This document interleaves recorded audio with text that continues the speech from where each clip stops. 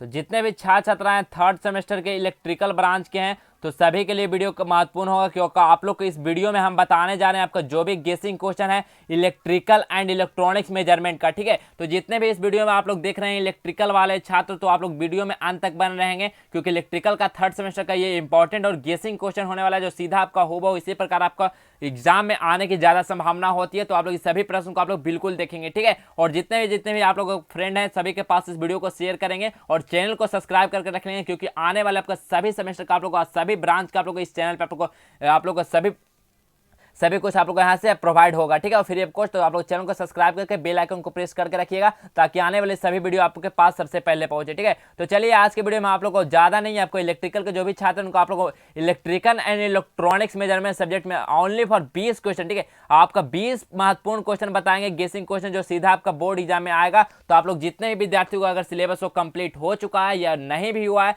तो आप लोग इस सभी छात्र छात्राएं इस वीडियो को देखेंगे और इस सभी क्वेश्चन को हल करके ही आप लोग एग्जाम देने जाइएगा। ठीक है, चलिए तो हम लोग क्वेश्चन की ओर हम लोग चलते हैं। तो देख सकते हैं आप लोग पहला क्वेश्चन की ओर हम लोग चलेंगे। तो पहला नंबर क्वेश्चन क्या है कि what do you understand by the term measurement, क्या होता है। ठीक है, ये और also explain the significance of measurement. ठीक है, और सिग्निफिकेंस ऑफ मेजरमेंट क्या होता है इसको एक्सप्लेन करना है। ठीक है, ये देखिए पहला प्रश्न आपका है इलेक्ट्रिकल एंड इलेक्ट्रॉनिक्स मेजरमेंट का। सेकंड प्रश्न क्या है गेसिंग क्वेश्चन कि classify the types of instrument. ठीक है, कि टाइप्स ऑफ इंस्ट्रूमेंट कितने टाइप्स का होता है इसको क्लासिफाई करना, और differentiate between null and deflection type of instrument. ठीक है, डिफरेंस लिखना है किसमें, तो null and deflection type of instrument में क्या लिखना है, डिफरेंस लिखना है। चलिए अगला प्रश्न हम लोग चलते हैं। तो अगला प्रश्न क्या है कि how many types of error, कितने टाइप्स का एरर होता है, और there in the measurement of process, measurement process में कितने टाइप्स का एरर होता है इसको लिखना है। चलिए तीन क्वेश्चन आप लोग समझ गए होंगे। चलिए हम लोग चौथा प्रश्न की ओर चलते हैं।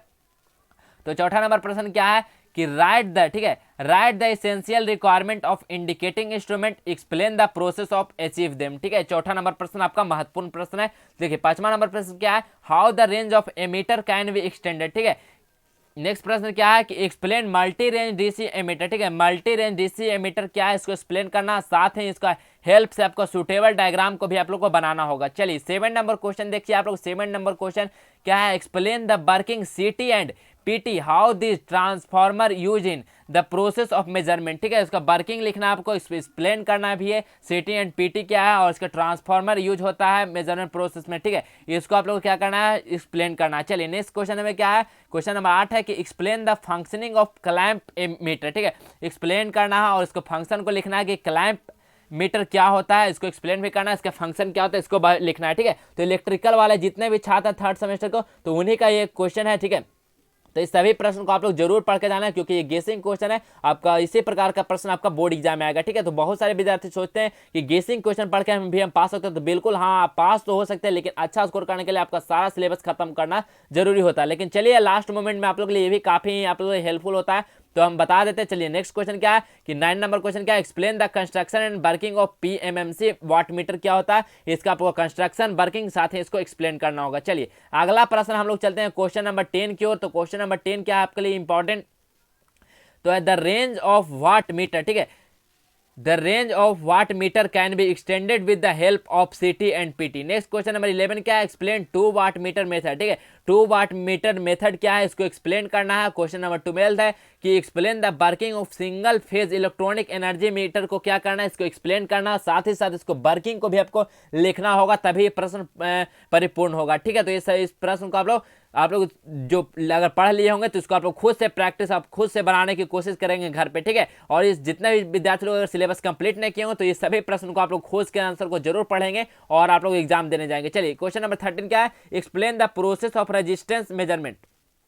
एक्सप्लेन करना है कि रेजिस्टेंस मेजरमेंट का प्रोसेस क्या होता है, इस सभी को एक्सप्लेन करना है। क्वेश्चन नंबर 13 ये काफी इंपॉर्टेंट है। चलिए अगला प्रश्न देखिए, क्वेश्चन नंबर 14 हम लोग चलते हैं। तो क्वेश्चन नंबर 14 में आपका है कि explain the working of construction and working of Anderson bridge, क्या होता है इसका वर्किंग क्या है, इसका कंस्ट्रक्शन क्या है, एक्सप्लेन करना है कि एडर्सन ब्रिज क्या होता है। ठीक है, क्वेश्चन नंबर 14। क्वेश्चन नंबर 15 क्या है, explain the working of CRO with the help of block diagram.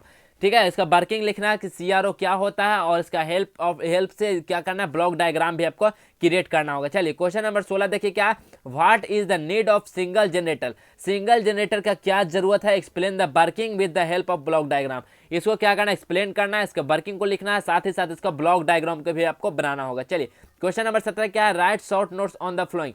Short notes लिखने के लिए आ सकता है किसमें, तो साइक्रोनोस्कोप पे आ सकता है या ट्राईवेक्टर मीटर पे आ सकता है। ठीक है, इतना ये सभी शॉर्ट नोट्स में आएगा तो 4 नंबर का आता है, तो 2 को आपको पूछा जा सकता है शॉर्ट नोट्स में। ठीक है, चलिए अगला प्रश्न हम लोग चलते हैं। अगला प्रश्न देखिए 18 नंबर प्रश्न क्या है, 18 नंबर प्रश्न में आप लोग से क्या है कि how high resistance measurement can be done with the help of ohm meter. ठीक है, देखिए 19 नंबर क्वेश्चन क्या है, explain the working of digital multimeter. ठीक है, डिजिटल मल्टीमीटर क्या होता है, इसका एक्सप्लेन करना है, वर्किंग को लिखना है, साथ ही साथ इसका ब्लॉक डायग्राम को। ठीक है, तो आप लोग जितना भी आप लोग देखिए, आप लोग जितना भी आप लोग डायग्राम ज़्यादा याद रख सकते हैं तो आप लोग के लिए ज़्यादा बेनिफिट होगा, क्योंकि आप लोग डायग्राम बना देते हैं तो आप लोग जो कॉपी चेक करने वाला एग्जामिनर होता है आपको आसानी से समझ लेता है। ठीक है, तो आप लोग ज़्यादा आप लोग को प्रेफर कीजिएगा कि अगर थ्योरी से ज़्यादा आप लोग को क्या करना है, डायग्राम बनाना है। ठीक है, तो आप लोग डायग्राम आप लोग सभी में बनाना होगा। चलिए नेक्स्ट देखिए क्या है, explain the working of frequency meter and power factor metre. ठीक है, पावर फैक्टर मीटर। ठीक है, एक्सप्लेन करना है कि फ्रीक्वेंसी मीटर क्या होता है, पावर फैक्टर मीटर क्या होता है, इसका वर्किंग को एक्सप्लेन करना है। ठीक है,